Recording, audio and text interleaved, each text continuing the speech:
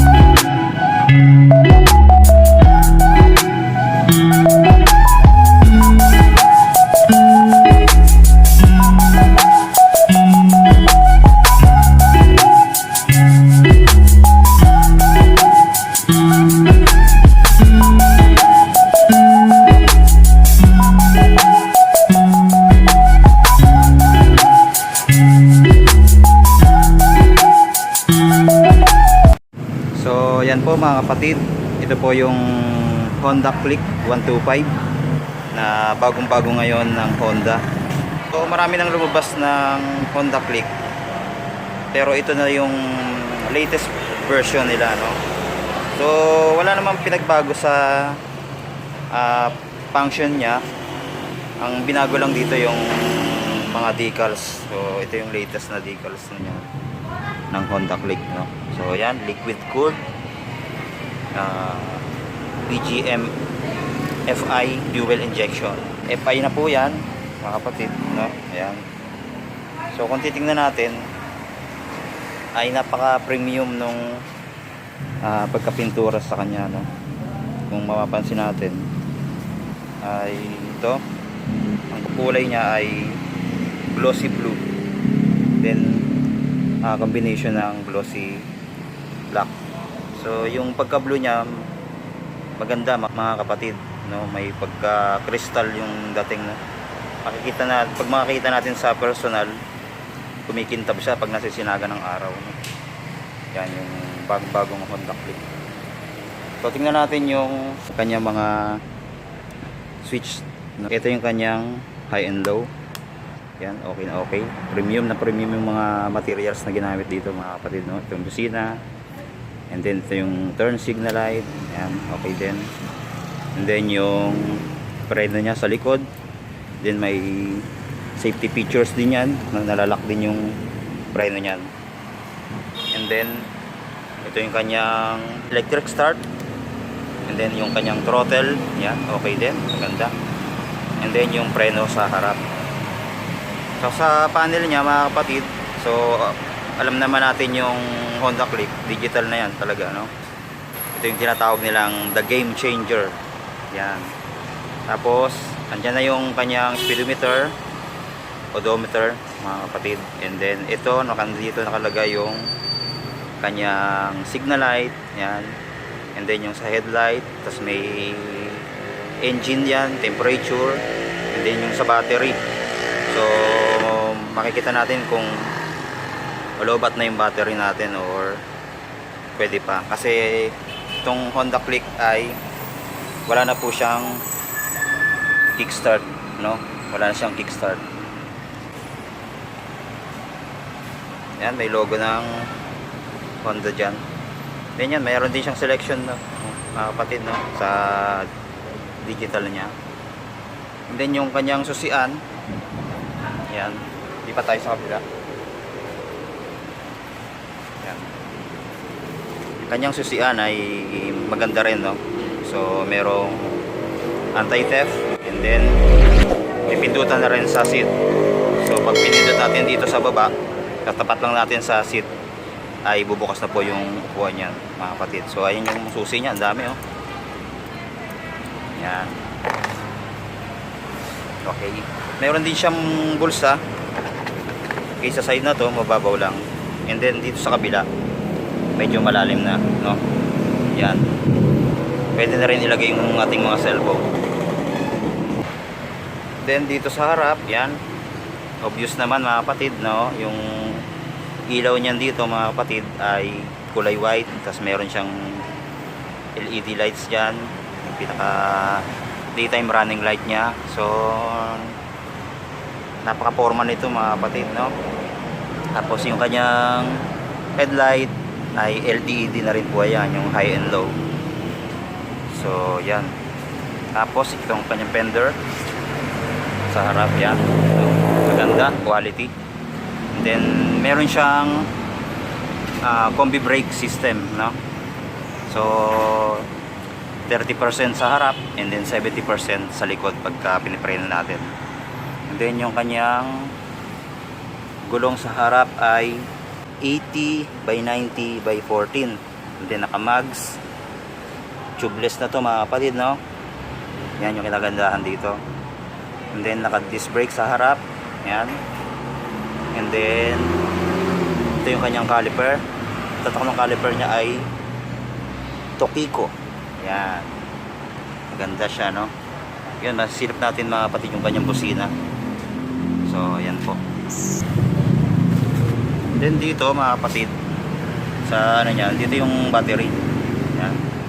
Battery niyan. Okay. Tapos yung side stand niya, ito. Yan. Meron din niyang sensor mga kapatid na pagka binaba natin yung side stand ay mamamatay po yung makina ng motor. So, yun. Yung kanyang center stand. Ayan. So, ito yung kanyang putek sa angkas. So, napipilip din, no? Okay din. Ito yung kinagandahan dito, yung ESP, Enhanced Smart Power. So, yan. Maganda talaga sa makina yan, mga kapatid, no? Sabi niya, fuel efficient. Hindi siya magastos sa gas. Kasi yan, may tatak yung Honda yan dito, yung kanyang panggilid. So maganda rin mga kapatid, no? Okay. So ito yung kanyang shock. Single shock lang din, pero okay. Then yung gulong niya sa likod ay size nito mga kapatid. Ang gulong niya ay 90 by 90 by 14. So tubeless, then naka-mags. And then ito yung kanyang rear brake, naka drum brake lang mga kapatid, no? And then ito yung kanyang tail light. Yan, LED na po yung tail light niyan mga kapatid, pati yung kanyang signal light. Ito yung signal light niyan. Okay, LED na po yan. Then meron pong ilaw dito, yan na LED na rin po. So yung kanyang fender, ganda yung design. Yan. Then ito yung kanyang tambucho. Yan, mapapansin natin, no? Aggressive yung kanyang design. Okay. Tapos ito yung kanyang radiator. So may coolant siya dito mga kapatid, no? Dahil air cooled na nga po. So yan. So ready na rin siya sa long drive mga kapatid. So yun yung kinagandahan dyan. And then ito yung kanyang grab bar. Yan, maganda rin, matibay mga kapatid, no? Maganda siya. Then yung kanyang upuan. Okay, ganda rin, no? So tingnan natin mga kapatid yung kanyang compartment. So yan po, yun yung kanyang upuan. So sa fuel tank capacity ay nasa 4 liters, mga ganon. Then ito yung kanyang compartment. And then andito pa yung battery, so hindi pa naka-activate ito mga kapatid. So yung kanyang compartment medyo may kalakihan din, no? So kasya dito yung half face na helmet. Yun. So marami ka na rin mailalagay dito mga kapatid. So yan po mga kapatid, yung ating ni-review ngayon, ang bagong Honda Click 125. So kung gusto nating mag-avail mga kapatid, ay punta na po kayo dito sa Wheeltech Santa Cruz, Lubao, Pampanga. So ayan po mga kapatid, no? Wheeltech. So ayun lang po mga kapatid, sa araw na to yung ating motor na ni-review. So yung Honda Click 125. So maraming salamat sa panonood. So God bless po sa ating lahat.